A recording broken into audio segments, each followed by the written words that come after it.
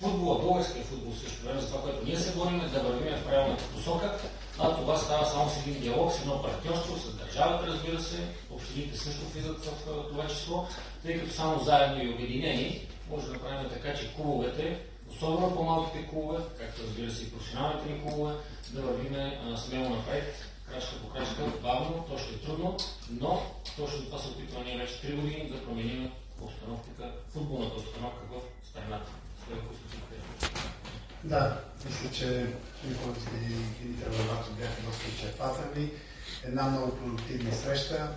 която правим във всеки един град, за това да покажем уважение както към клубовете и всички хора заинтересовани за това българския футбол да върви напред. Обсъдихме няколко проблеми, проблемите в Пазарджик, на аматьорските клубове, на Хебър, неща, които искат да станат и да върви футбол в правилната насока. Засегнахме и няколко проблеми в детско-юношеския футбол, това, което ние се опитваме да правим, как ние можем да помогнем, както и на аматьорските клубове, така и на детско-юношеските формации. Нещо, което се случва на всяка една наша среща и